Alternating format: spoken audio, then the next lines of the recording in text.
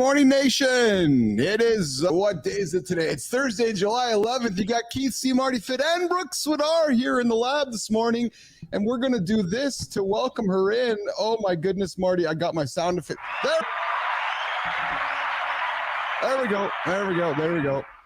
You're all wondering why Brooke Swidar is here? Because Marty's leaving. Bye, Marty.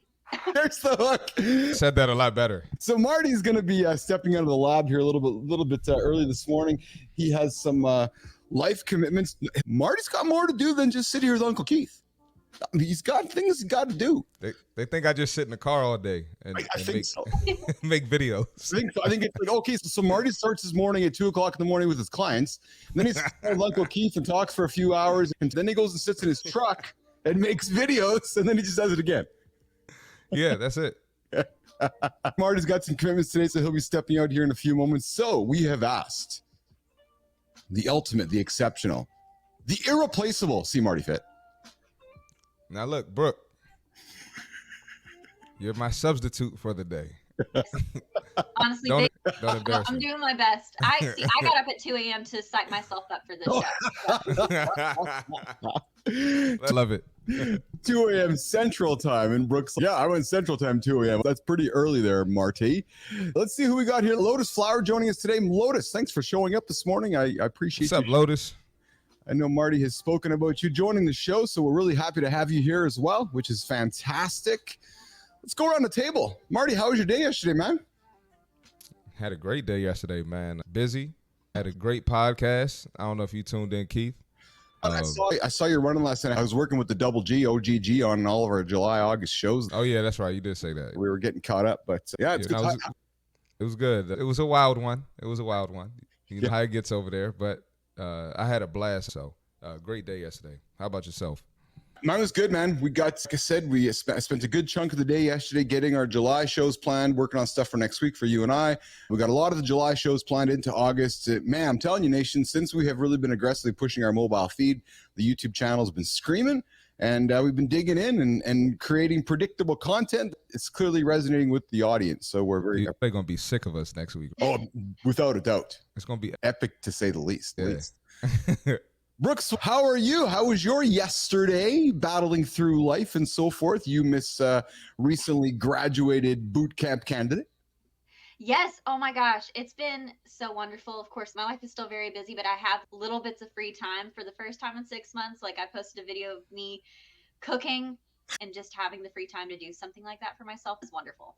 It's awesome.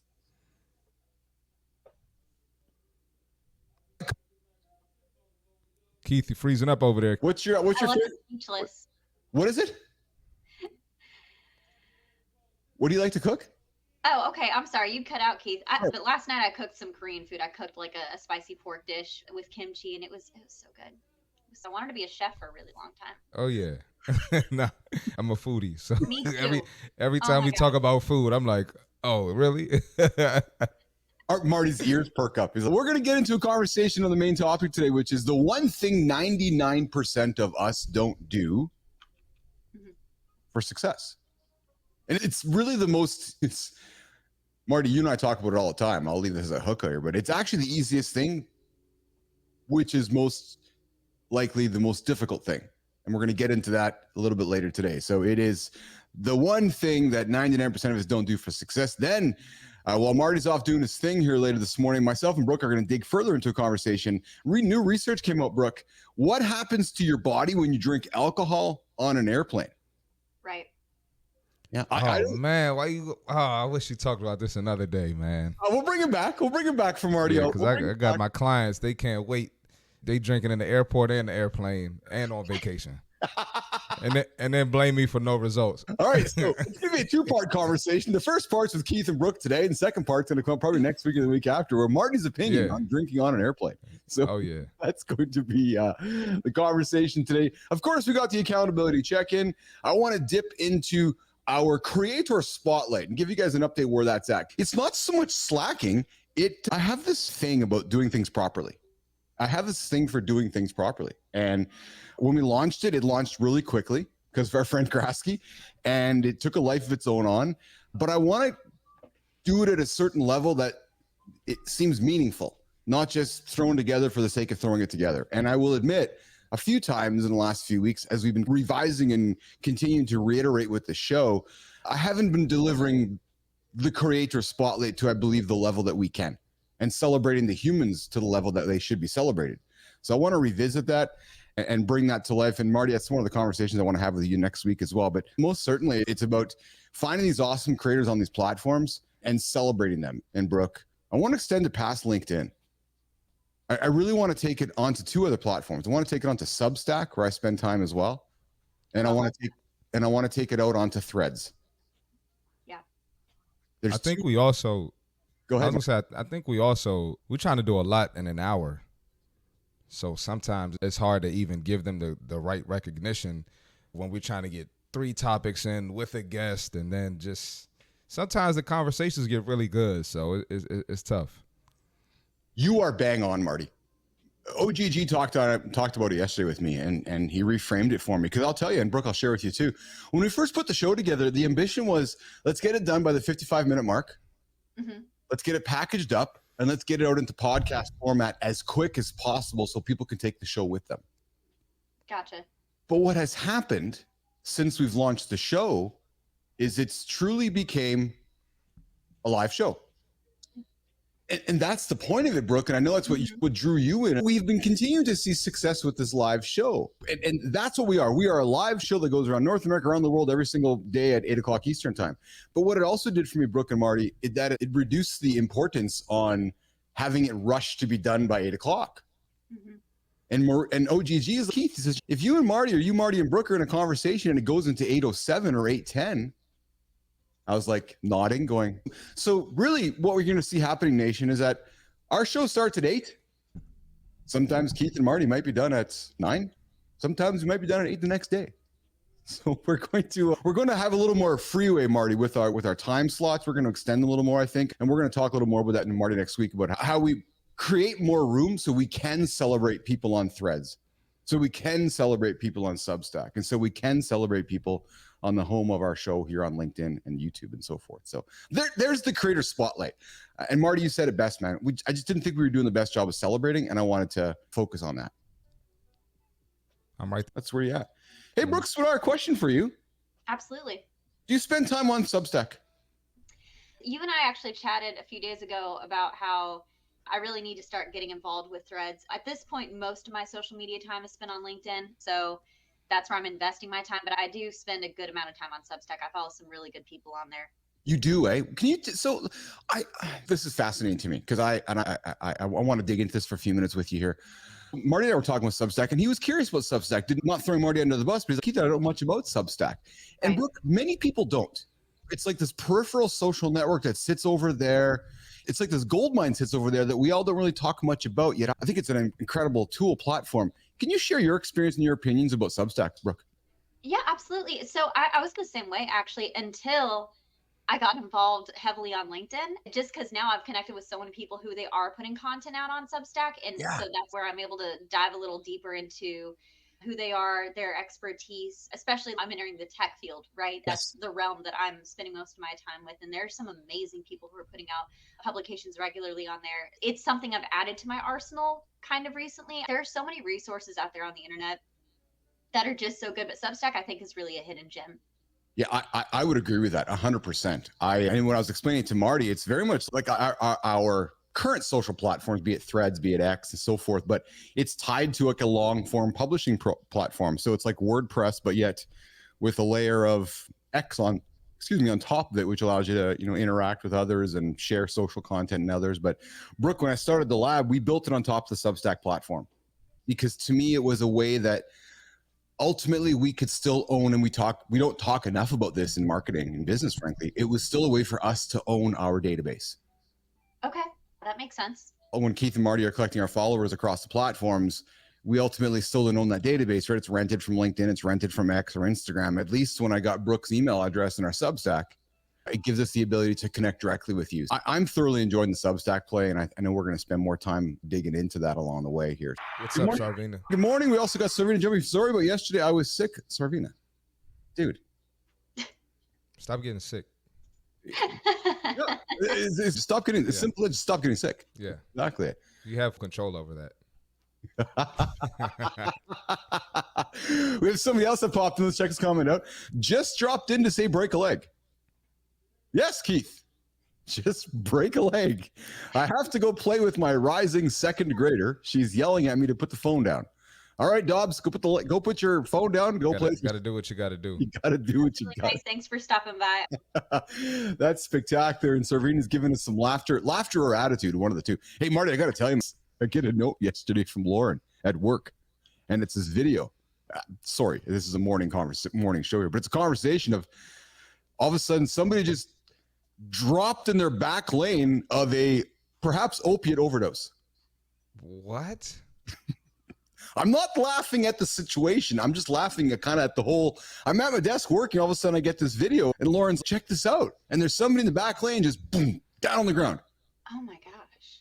And so we have some challenges here downtown Winnipeg, opiates and fentanyl and so forth. And yeah, all of a sudden, somebody comes running back with their Narcan and dropped the Narcan into the person and brought them to life. It's just this bizarre situation happening in the world. Crazy. It is. It's absolutely crazy. Don't take fentanyl because you might need Narcan. Is that the reason why? That's good advice. Just bad. Thanks. I'll be sure not to take any.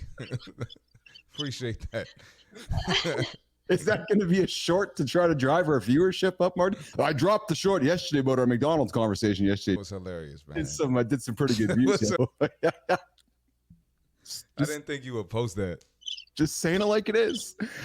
All right. So, Marty, it's time for you to start working your way. Are you good? We're going to roll into the accountability check-in here in a moment, but I want to be respectful of you, Mr. Marty Fit. Anything you want to say before you rock and roll out of here today? Brooke, put the team on your shoulders today. I'm ready, I think. All right. We'll watch the rest of this later. Have a great day, nation. Thanks for watching. Thanks for tuning in. Make sure y'all hit the like button if you're on YouTube. And I'll catch y'all tomorrow. I'll be here for the full show tomorrow. We back rocking and rolling tomorrow. So beautiful. All right. Have an awesome day, my friend. I know we'll be chatting throughout. You have a great one. Always great. I'll check in with you later. All right. Marty's getting out of here. We're going to move him off the stage. Jimmy, Keith, and Brooke are in the show. And Brooke, it's just this point in the show where we do this. And Marty, it's this part. I'm sorry, Jimmy, it was where we go. Oh, yeah, we dance. And then I take Brooke off the stage and I put me up there. And we talk about the accountability check-in. So today's story, nation, because we're talking about the 1%, 99% rule, the story of the overnight millionaire and how you, yes, you, how you can do it too. No, really, it's true. The story of the overnight millionaire and how you can be one too. The person woke up one day. Yeah, they did. And boom, they did it. They achieved that audacious goal. Literally, it happened overnight. It absolutely happened overnight. All it took, lean in for this part, guys. Lean in for this part. It took showing up every single day for days, for weeks, for months, for years, falling, failing, gathering feedback more times than you can count. Ignoring those naysayers and the times, missing family times, facing fear of failure, endless hard work, questioning self-belief. But then, nation, just like that, they became that overnight success, the success on LinkedIn or Threads or Substack with the big hook. I became a millionaire overnight. Then you dig into the comments and you recognize that, wait a minute. Huh, no, they didn't. It took them years. It's true. Quick fixes, they just don't exist, nation. They absolutely don't exist. For some, they may. For the majority of us, they don't. So if you want to achieve that audacious goal, you got to show up. You got to put the work in. There are plenty of us out there selling you the tips and tricks and hacks to make it through life. It doesn't actually cost you anything for those tips and tricks. It costs you nothing not to hit the snooze button. It costs you nothing not to show up every single day. And when you're about to fall down, you got to get up and show up again. Because if you do it enough times, trust me, I've been there. If you do it enough times, you will become that overnight success as well. So don't doubt yourself. Don't doubt the days ahead of you. Get up, get moving, and show up. That's your accountability check-in. I had goosebumps from that, Keith. That was good. It's hard, man. You saw Kraske's comment yesterday too on LinkedIn. We talk about John Kraske often here on the platform. We're going to dig into our main topic of the day, which is how to achieve the 1% that 99% don't do for success. Yeah. Absolutely. And it's not rocket science, Brooke. It's just showing up every single day, even on the days you don't want to. Mm-hmm.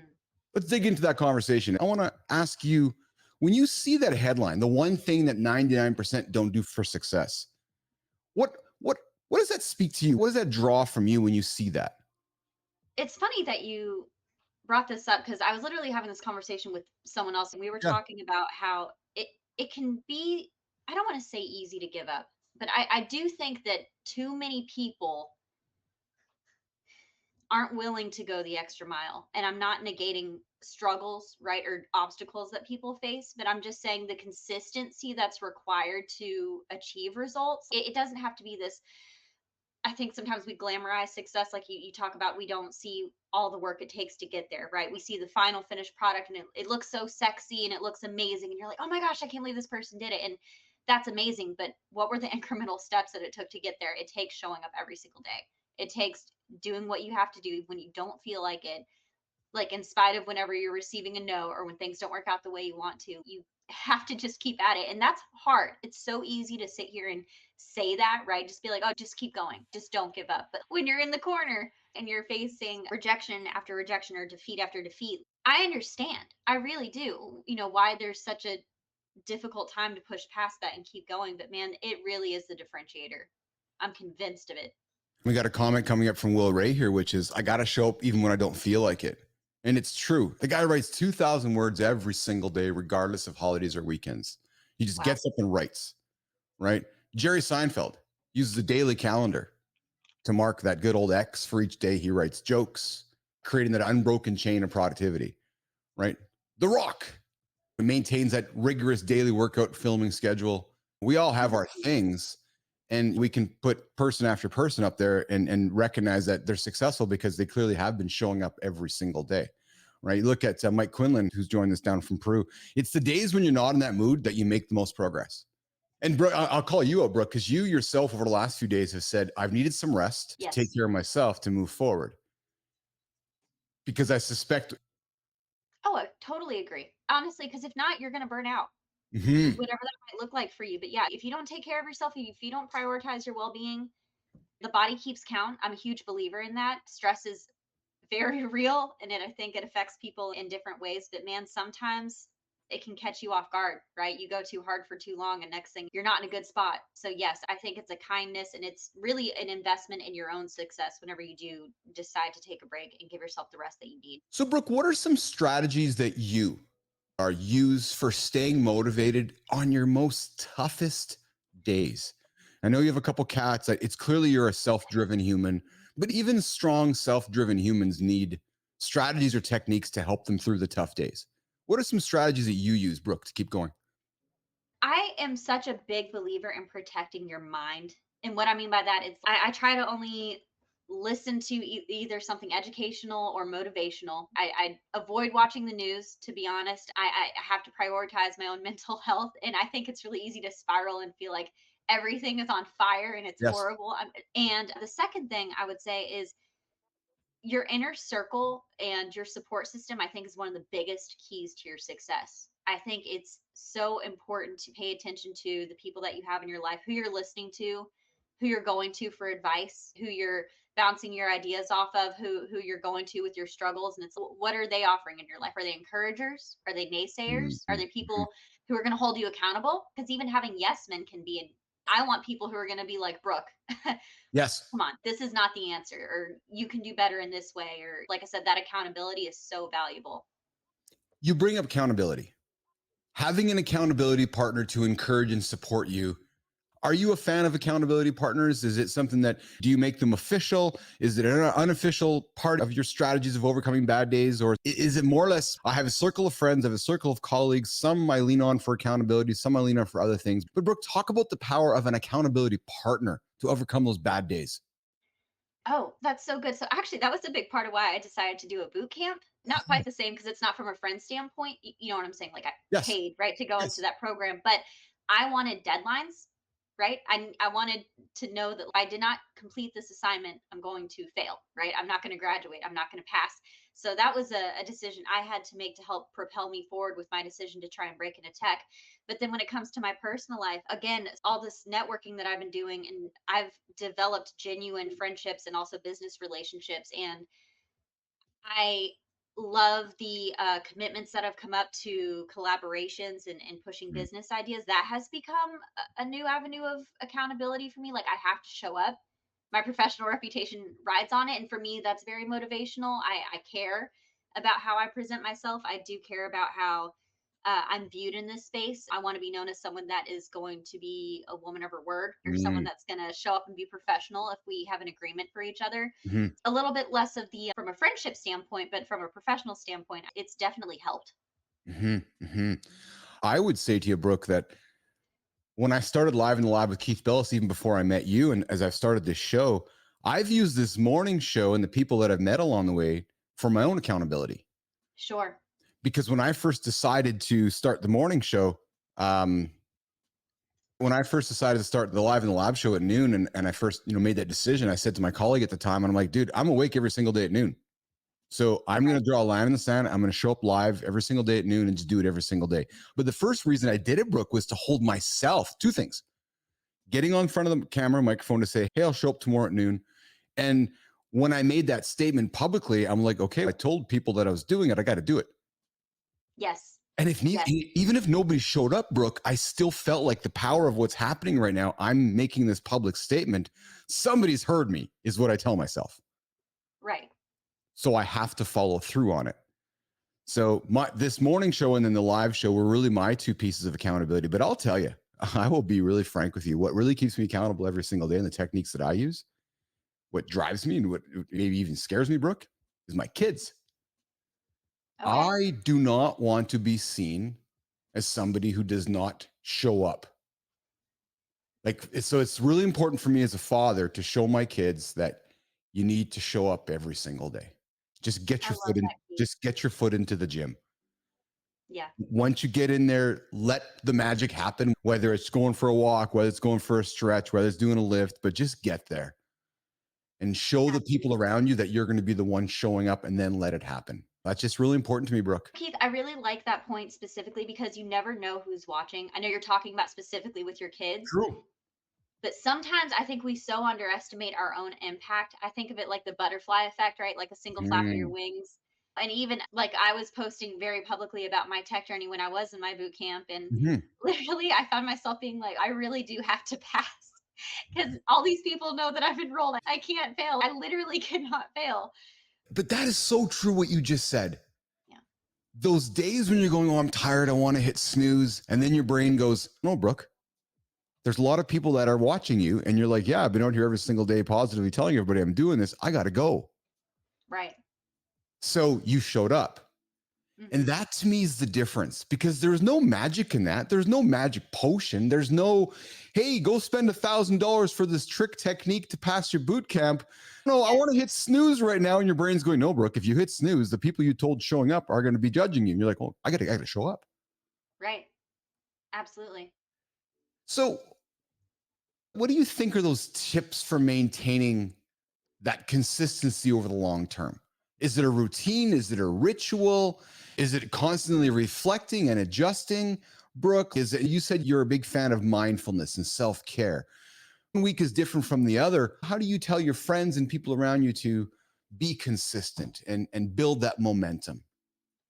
This is actually a tip I got from my dad years ago. He had a long business corporate career.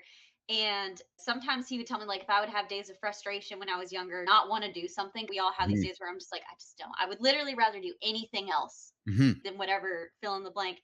And he taught me about having a little pity party which sounds funny, be like, take 20 minutes, half an hour, okay, and let yourself feel those feelings, right? It's not just, oh, push past them and overcome. Sometimes you really have to just be like, this sucks. I'm really tired. Yes. I don't want to do this. I'm exhausted. Yes. And so go eat a snack, take a walk, and just sit with that for a little bit, but then cut it off.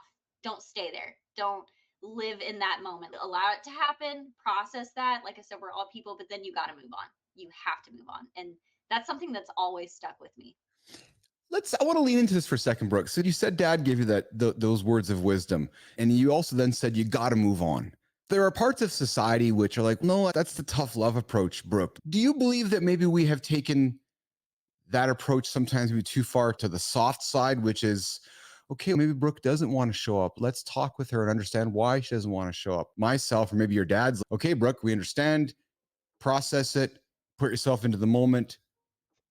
But then you got to go. Just got to go. Because the real world is you got to go. It's not always mushy and cushy. Can you expand upon that? When dad said, okay, Brooke, process it all, but you got to go still. So I guess it boils down to how important is this goal to you? How Mm-hmm. important is this end result to you? Listen, things happen. Something is not meant to work out. Maybe it becomes a lesson, right? There's not everything just turns into a success story, but you have to choose your hard. You have to decide if the sacrifices that you're making are going to be worth it. You do have to sit with that. That does take some introspection, and you will face obstacles along the way. So it's, again, if you're having those days, I understand, and I totally sympathize with how real that is. I'm not in any way trying to negate that. But again, at the end of the day, what are you trying to do? And what is that going to take? And I honestly, when I think of the most difficult days or times whenever I've been pursuing a goal and I managed to push past, like I said, even whenever I was in the headspace of, please no, seriously, I don't know if I can do this. Again, tired. But when I did push past, I found that I felt so much better at the end of the day, knowing that I showed up anyways, versus if I was like, no, I'm not doing it today. And then later feeling, man, I could have gotten this done and maybe I could have reached this point. That's just me. I think I'm a very driven person and I certainly can't speak for everyone. But to me, it's going to be worth it. Will pops in and says, that's great guidance. Feel the feelings, but don't let them control you. That in itself is a skill. It is. Oh, absolutely. And it's taken me many years and many thousands of dollars from shrinks and psychologists to learn that and understand that you got a feeling, put it here or put it on the shelf, stare at it, be aware of it, look at it, and then put it aside and then continue moving on. Right? Because when Marty, you're right, pal. You always got to show up. Thanks for listening, brother. Marty's showing up even in his truck. He's probably in the truck sitting there creating content right now, Marty. Writing a tweet about how bad of a job I'm doing. Yeah. That's exactly it. Brooke, I would get caught up with something and I'd let it eat at me and feed at me and feed at me. I've had to learn how to take that feeling that might prevent me from showing up, put it in front of me, stare at it, and recognize that it might hold me back, but I have this big goal. I got to get around it to get to the top. Yeah. Discipline is a skill. I think very few people just start out with an iron mindset. Talk about discipline being a skill, Brooke. I can talk about my own life, especially like my young adult teenage years. Most of it, we don't know what we're doing, right? We're just trying to figure things out. And I definitely prioritized naps and hanging out with my friends and just not thinking beyond what's going on today and being goal centric as I developed in my professional career. Even before entering tech, once I started working with people more, again, in my job and in my career and having to show up, I've worked as a recruiter for many years. If anyone watching doesn't know, be on top of scheduling interviews and getting feedback from clients, little things like that. But me not doing my job could be a make or break impact on someone's career.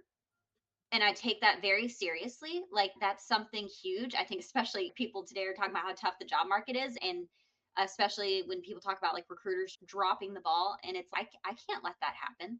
So it becomes about more than me at that point. But I think it also helped sharpen my mindset of being like, all right, but this is what we're going to do, right? I have to stay on top of my schedule. I have to stay on top of my commitments and do my follow-up and deliver excellent results to my client and show up for the candidate along the way.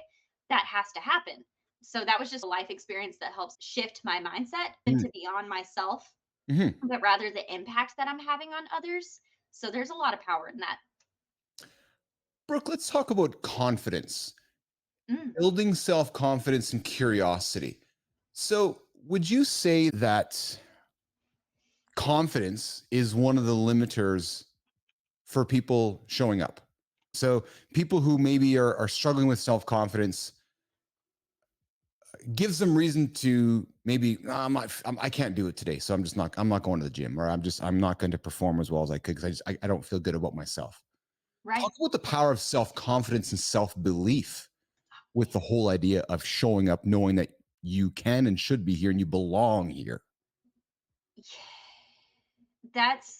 I think that's so tricky. Again, goes back to the things my dad taught me, right? About feeling your feelings, but then doing it anyways. And sometimes I do think you have to fake it until you make it. Yes. Sometimes it really is that simple. Like, I am a very introverted person. Now every day I'm posting videos to LinkedIn. I'm going on podcasts. I'm on this show with you today. Like, honestly, if you told me 1 year ago that I'd be doing all this, I don't know that I would have believed you. That's not an exaggeration. I'm not trying to make it out anything more than what it is. It's just the truth. And it started when I decided to go public with my journey into tech, and that created accountability because I suddenly had people watching, other people who were trying to do what I was doing.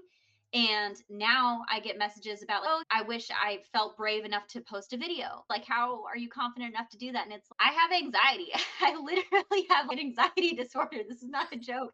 And I'm drinking herbal tea, not even coffee, because I don't want the caffeine to make me jittery while I'm on camera. I have to give myself pep talks before I go on camera. That's just my experience. I can't talk for anyone else. Again, I think it goes into, sometimes things look easy when you're watching other people do it, and you don't always know what they're going through to deliver that result. And you cannot play the comparison game. That is so easy to do in this day and age of social media, right? Again, you're watching someone who's giving a speech or doing a talk in front of a live audience or whatever, and you're like, wow, I wish I could do that. And you can. Technically speaking, you can if you just decide to do it. It doesn't mean it's going to be easy, but it also doesn't mean that it's easy for them.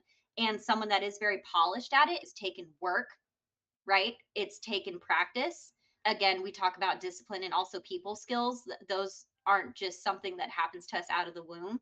That's something that happens over time. Yes. I love the topic and discussion around confidence, because confidence is really this idea of achieving continuous small little milestones. And every time you achieve this little milestone, you gain more self-confidence. And then you do it again, you gain more self-confidence. And you refer to yourself. A year ago, you're like, I'm not doing live shows. I'm not doing video things. Then you did it once. You're like, oh, hey, I felt pretty good about that. And now a year later, you're like, whoa. And the power of self-confidence by trying something and then achieving it, trying something again and achieving it, trying something again and achieving it. I really believe it is one of the most powerful techniques to be part of the 1%. Yes, totally agree. I was not always like this. People are like, oh, you're a great live talk show host. It's taken me a long time to gain the confidence to not be afraid to make mistakes in front of the camera, not be afraid to say things that you're going, oh, I shouldn't have said that. Like, no, I do so much of this. I'm going to say things that I shouldn't be saying, but it's just the confidence to then try it again and show up again tomorrow and do it again and be better the next day. Yes, absolutely. You know? And real quick, I also think that sometimes we tend to make it feel like if I mess up, it's going to be the end of the world. If I embarrass myself, no one's going to take me seriously, or everyone's going to laugh at me. I do think that's a very real thing, especially when it comes to putting yourself out there on the internet. That can feel very scary. Yes. Again, I understand. Like I said, the first time I was on your show, perfect example, I flippin' muted myself for half of it, and I didn't even know. And I'll be honest with you, Keith, I felt at the time, I was like, man, I'm killing it. I got to be honest with you. I was like, I'm saying such good stuff. This is so great. I'm so proud of myself. And then I looked over and I had so many comments of just, Brooke, we can't hear you. And I was like, okay. And it's honestly hilarious. It's just one of those real life things, but like the world did not end, and I'm back. I'm here. And you're proudly here and you're excitedly here. And when I reached out to it wasn't even a second thought. It was like, no, let's get Brooke on the show. So we've talked about what it takes to achieve that 1%, where 99% just are looking for the magic bullet, but really it's just about showing up every single day. Let's look at the contrarian side. Okay. Is there really just one way to achieve success, and you can lay out success however you want? Or is it multifaceted and personal, right? Because we all have different strategies for ourselves. So while I'm saying, somebody's saying, no, maybe there's a different way of going about it. From your point of view, let's talk about, is there really one size fits all? Or is it really about you need to find a system that works for you, but then you need to be consistent with that and show up with it every single day? Talk about the contrarian side of this, Brooke. Yes, I think life is not a one size fits all thing. I really do. Like, we're all different. We all have different goals. And I think there are people who continue to innovate and come up with new ways of reaching those goals each and every day. But I I do think, though, that there are some fundamentals that across the line are keys to success, that continuous. That's why I think there are so many leaders out there selling courses and or tips or hacks. And to be honest, they don't vary that much. There might be some insightfulness here and there. They might phrase it differently. I'm not calling these people hacks, by the way. I do think that there's value in being motivated by people. But at the end of the day, it does come down to, like you said, showing up, being consistent, your habits. And for me, like, I developed time boxing and enforcing that discipline. So I'm only spending so much time on one thing per day. And again, being consistent throughout. So I do think it's a combination of things, Keith. I really do. And I don't mean to sound vague when I say that, but again, what works for one person may not work for another. Like I said, I'm very structured. Like, I want a plan. If you say, let's go with the flow, I'm not happy. Yes. Like, I can't do that. Yes. I physically, it's like a glitch. I just can't. And I'm sure some people might look at how I'm running my life, right? And the things that I'm doing, and they would hate that. Like, they would probably be miserable doing exactly what I'm doing. So again, I think there's some leniency in how you approach things, but fundamentals, same principles apply. Yes. Lois Flowers jumps in with a great comment. Self-confidence is key, and not being afraid of what others will say for something you believe in. Yes. That, I believe, comes with maturity. Now, I'm an old soul here, and it's taken me a long time to figure that out. And I would say my perception to you, Brooke, is you have figured that out already in your life. And you're like, this is who I am. This is what I'm all about. I'm not afraid from what others might say or do, but this is what I believe in. Would that be a fair assumption of me about you? I think I've progressed strongly in that direction. Yes. Like, when I look back on my life, I absolutely face periods where I have self-doubt or feel insecure. I do not feel comfortable sitting here on the show and saying, oh, I feel like I've got this now. And that just doesn't happen. That's unrealistic and not fair to anyone listening. Yes. Like I said, I still feel like it takes me a lot of effort to hype myself up, to prepare. And again, because I'm more introverted, like, once I'm done doing these things, I'm very proud of myself for them. And I feel like it's successful, but then I have to recharge. Again, goes into that self-care. I guess what it comes down to is all of this stuff that I've done to push past my comfort zone, I've never regretted, even if I've made mistakes, even if it hasn't been perfect. I've always been proud of myself for showing up and doing it, even if it was scary or uncertain. But I'd much rather feel that way than regret not trying something. Yes. We got Servina popping in saying, listening to your podcast, always great, inspiring, and a person with positive attitude. That's what we try to bring here. We really try, where this show is really about bringing a positive attitude, bringing accountability, giving people a reason to feel accountable, to have perhaps an unofficial accountability partner to wake up every single morning. Hamid says, yes, discipline. I love that. I got to be honest, Brooke, I never really thought about discipline being a skill in that terminology until you laid it out there. You can teach it, you can learn it, and then you got to go with it. And then obviously Natasha gives us a comment, and thanks for acknowledging that, Brooke, along the way. I will share with you, Brooke, my own experience that I got this thing on my wrist. I got it when I climbed Kilimanjaro a number of years ago. And I wear it today, to this day, to Lauren's dismay and Carter and Piper and Brooke's dismay, because it looks horrible and it's falling apart. I should probably just get a tattoo to my wrist.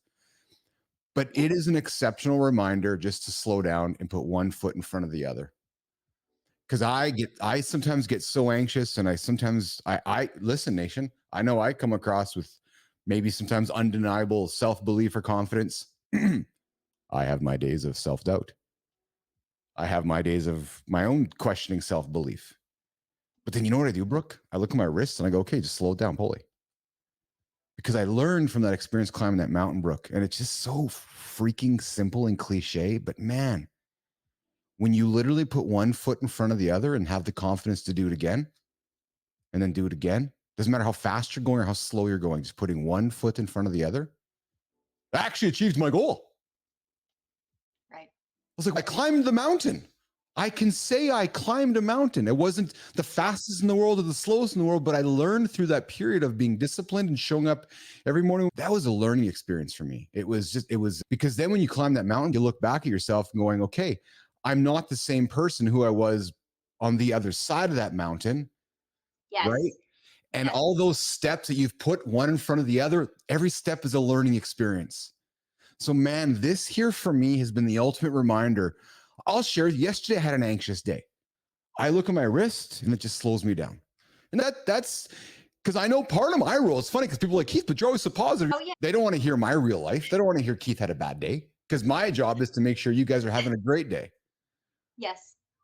Right? I get it. But no, the truth is this ensures that you guys get good things from me, because when I'm having a bad day, I look at my wrist and I'm okay, I got to bring it for our friend Alex, Brooke, the witty and entertaining alarm clock. Brooke and Keith have two friends right now, Will and Alex, two exceptional human beings that will bring a ton of value to your business. Yes. Oh my gosh. Yes. So if you need a software engineer, programmer, somebody who can roll his sleeves up and get into the back end of your business and do exceptional things with tech, don't hire Brooks. Thanks, Keith. I'm glad you invited me to be on the show. Instead, we want you to hire William Ray. And then William will hire Brooks Woodard.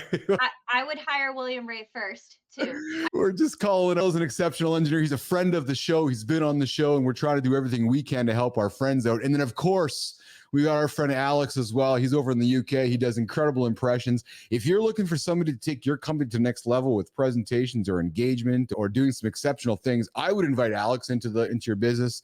And he's right, man. The journey of 1,000 miles begins with one step. Back to Polly. So Alex and William, thanks for jumping into our chat this morning. We are talking right now about the power of the 1% to be that 1% in life. And we're basically bringing our conversation to a close here. It's this idea of showing up. It's this idea of being disciplined, learning the skill of discipline, as Brooke said. So that is something that I think is important for us all to learn. Brooke, final comments from you before we move our conversation over to our next topic, which is what happens to your body when you drink alcohol on a plane. But how would you wrap up our conversation today on confidence, on this idea of 1% or 99%, the one thing 99% don't do for success? Brooke. I think so much of it is really down to mindset. Mm-hmm. We talk about fundamentals, we talk about discipline and habits, but if you don't have your mind in the right place, the results aren't going to be there. They just aren't. You have to choose to bet on yourself. You also have to be mindful of what you're feeding yourself mentally and who you're surrounding yourself with. Those three factors, I think, are just the biggest differentiators between those who end up succeeding and those who don't. So I think it was a very meaningful conversation. I think we covered a lot, but that's really what it boils down to. I believe so too. And I think as you've heard us converse around it, it's not about lack of grace for those that are struggling. And it's not about judgment that you didn't show up every single day. I think what Brooke is trying to say, what we're trying to say, it really is about a mindset, right? And it's just finding a way to get yourself up and moving every single day, which is why when I started the Business Athlete Performance Lab, it was built around that idea, that mentality of just get to the gym. And to me, the metaphor of the gym is the metaphor for life. Because once you get to the gym, you can go for a walk. You can stretch. You can take care of your human self. You can take care of your mental self. If you can get there to start your day, I think the rest of your day is going to be magic. And most importantly, Brooke, we hear too often in life these stories of, I was on my deathbed, I should have done this, should have done more. Yeah, if you just show up every single day and take care of yourself first, nothing else matters. Totally agree, Keith. It's true. So there's our conversation this morning on how to get there for the 1%, the 99%, and so forth. We have C Marty Fit doing his thing right now. We got more comments coming up here. Oh, yes. It is Alex jumping in. I love the fact that our friends from London join in the middle of the day here, and they're like, we get to join in the morning show in the middle. They don't have to get up. Yeah. It's true. It's absolutely true. They're like, no, we're going to join the show in the afternoon. So maybe I'll start a morning show in London so I can force Alex to get out of bed early to hang out with me in the morning. What do you think of that, Mr. Alex? We'll get you up early. You can do co-host with us and we can have some fun there, my friends. All right. So let's continue the conversation in the mornings here with Keith, Brooke, And no see Marty fit. He's out doing his things. He'll be back with us tomorrow. Hey, Brooke, do you drink on airplanes? Frequent. So let me ask you, do you drink on airplanes because of anxiety, or do you drink on it for social reasons? And this is not a judgment question. It is because we're going to lead into the conversation. New research has shown what happens when we drink or sleep on an airplane. And drinking on an airplane is a very popular pastime for many human beings. It is. I know lots of people who do lots of travel, and I hear lots of stories. But yeah, so most of the time, if I'm on a plane, it is for vacation reasons and not work reasons. I'm just saying, because most of my, like, I work remotely, like, I just don't have to travel for work at this stage in my life. So if I did, I'm sure my answer would be different. Okay. I'm very professional. But yeah, if I'm on a plane, She's not. man, I don't care if it's 6 a.m., it's 5 o'clock. Do you understand me? Like, I am having a good time. Like, it's yes. So I don't really drink in airports. I think it's just, again, because I'm so type A. I'm like, what if I miss my flight? Yeah. Like, I can't, no judgment, whatever. Do what you got to do. But for me, it's, I have to be at my gate. Like, I have to be ready. But once I'm on the plane, oh yeah, definitely, for sure. So have you ever wondered why having a drink on a plane feels different? Mm-hmm.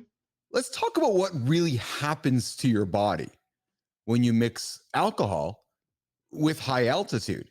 So drinking alcohol and then sleeping in a pressurized cabin can significantly lower blood oxygen levels. Airplane cabins are pressurized to a level equivalent to about 6,000 to 8,000 feet above sea level, which already reduces oxygen availability. You throw that alcohol in you, it's a depressant. It's going to slow down the central nervous system. It's going to impact your breathing and the body's ability to absorb oxygen efficiently. So now, when you combine that with lower oxygen levels in a pressurized cabin, the effect of alcohol is amplified, leading to significantly lower blood oxygen levels. Now, here's the new research, Brooke. Studies have shown that drinkers on an airplane average 85% oxygen levels in flight conditions, below the normal 95%. So if you're on the ground in the airport having a drink, your blood oxygen is around 95%. When you're getting up on the airplane, you're going down to about 85%. So you're dropping with your blood alcohol. That's a big difference. I honestly had no idea. So then what happens, Brooke, is that alcohol, because it's depressant, it slows down your central nervous system. It's now going to impact your breathing and your body's ability to absorb the oxygen. So now you combine that with lower oxygen levels, the effect of alcohol is going to be amplified. When you look at it, a study involving 48 healthy adults with half consuming alcohol and the other half abstaining, we did a study on this, and what happened was participants who drank alcohol and slept in a simulated flight environment showed a drop to around 85%. Now, it's concerning because when you drop that low, if you have pre-existing conditions, individuals with harder lung conditions, lower oxygen levels mean their bodies have to work harder to circulate oxygen. So your body's working much harder now. You don't even realize it, but you're having a drink. You think you're relaxing. There's the key. You think you're relaxing. Oh no, Keith. The reality is your body's working harder. That's really interesting because I fly too frequently. I mean, I've definitely had thought of, man, like maybe it's just like psychosomatic, like placebo effect. I know I'm headed to a destination and I'm going to be relaxing for a few days. So this drink on this plane, it feels so good. I honestly have just always associated it with the mindset shift of not having to worry about, oh, and then tomorrow I have this meeting, right? And I have this call later with what's his name or fill in the blank. So Yes. I thought it was just me living the good life.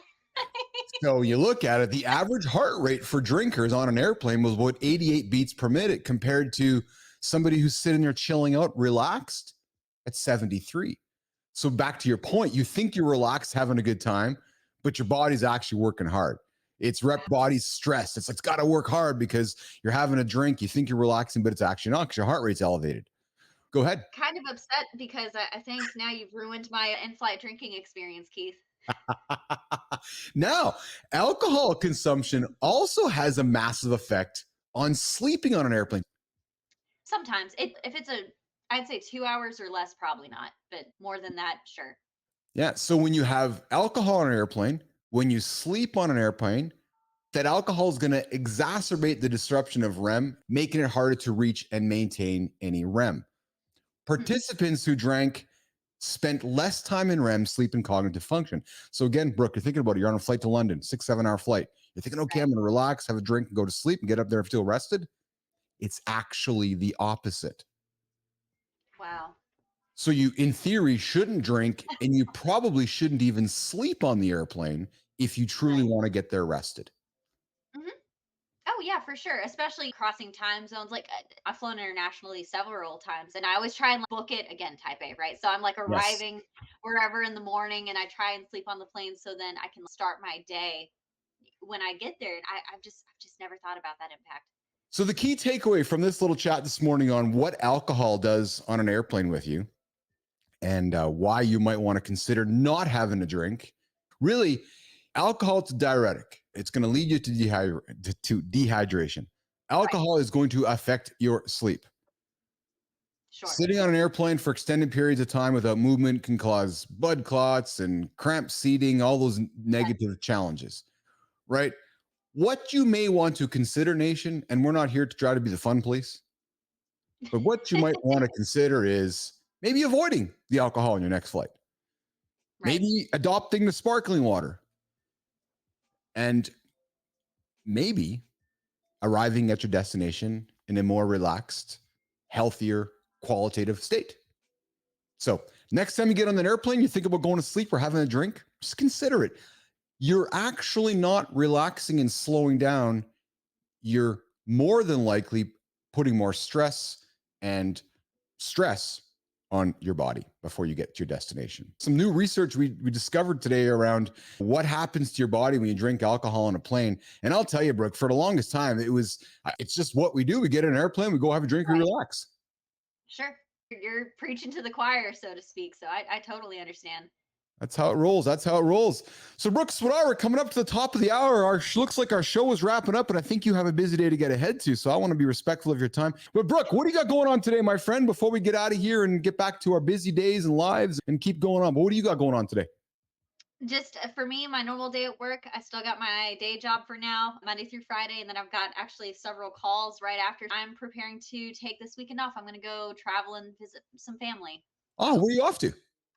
At Shreveport, which is just a city like 4 hours north of me. So I'm driving up, but I haven't seen my grandmother since before I started my boot camp. And she's like my best friend in the whole world, but I've been so busy. So now that I've graduated, I'm like, I'm coming to see you and we're going to hang out all weekend. What's up, Grandma? I know Shreveport, Brooke, because a number of years ago, the Canadian Football League had a team in Shreveport, Louisiana.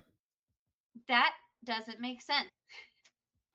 Yes, the Canadian Football League had a team in Shreveport, Louisiana. Who knew? And who knows why? Anyways, they're not there anymore. I got to tell you one last thing before we say goodbye. You do such a wonderful job putting yourself out there on the platforms, how outgoing and gregarious you are, even though you're very introverted. I guess I knew, but I really didn't wrap my head around the fact that you are a full-time recruiter in and amongst everything else that you do in your life. It's a lot. My schedule is very full. And within the next couple months, I'm going to be entering the job market for the first time in 11 years in my life. I was 17 when I started working at this recruiting firm, and now I'm going to be looking for my first tech job. So Can we just rewind the tape? Did you say that you were 17 when you started at this recruiting firm? Yep. Mm-hmm. You've been recruiting people since you were 17? Okay, I didn't start out as a recruiter. I graduated high school early. Again, Keith, I'm type A. I did like 3 years of school in 1 year.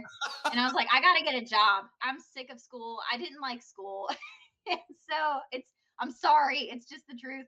And so I got this job at this amazing firm, and I've come up through the ranks over the years, and it's been wonderful. I sincerely have loved it, but I'm very passionate about technology, and I really am excited about making this shift. So yeah, I'm going to be looking for a job for like basically the first time in my adult life. So I'm a little scared, but I'm very excited. So Nation, I have a dilemma. I'm going to share with you my dilemma in front of Brooke. I've been getting to know Brooke the last few weeks, working with her.